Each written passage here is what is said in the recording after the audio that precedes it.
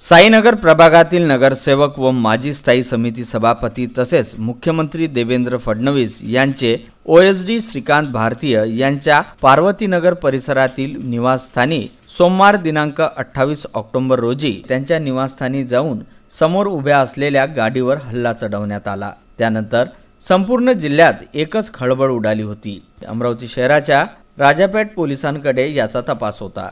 CCTV footage तपासून police हे आरोपीचा सुगावा घेत होते। मात्र शहरात काही चर्चेच्या विधानाला पूर्णविराम काही बसत नव्हता। परंतु पोलिसांनी आपल्या तपासाचे चक्र गतिशील करत अखेर शुक्रवार दिनांक 1 नोव्हेंबर रोजी 4 आरोपींना गजाआड केलं, अशी माहिती विदर्भ न्यूजशी बोलताना राजापेठ पोलीस ठाण्याचे वरिष्ठ पोलीस निरीक्षक किशोर सूर्यवंशी यांनी ही माहिती दिली।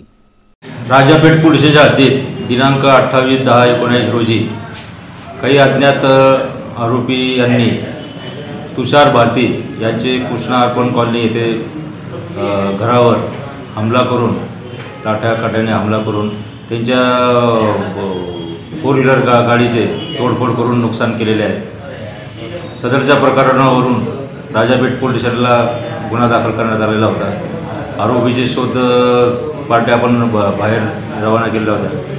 माहिती मिळाली होती आज की आरोपी अमरावतीमध्ये येणार आहे असे। त्याप्रमाणे API इंगळे आणि DB स्टाफ यांना पाठवून फैजरगोळेच्या हद्दीतून 4 आरोपी यांना ताब्यात घेऊन आज मॅजिस्ट्रेट साहेबांसमोर त्यांना हजर केले असता त्यांचा 1 दिवसाचा पोलीस कस्टडी रिमांड घेण्यात आलेला आहे। या प्रकरणामध्ये आणखी त्यांचे काही साथीदार आहेत काय आणि त्याचे कट केलेला आहे काय, निश्चित हमला करायचं तर गाड्याचे तोडफोड करायचं कारण काय याबाबतचा बारकाईने सखोल तपास करून करत आहोत पोलीस कस्टडी रिमांडमध्ये।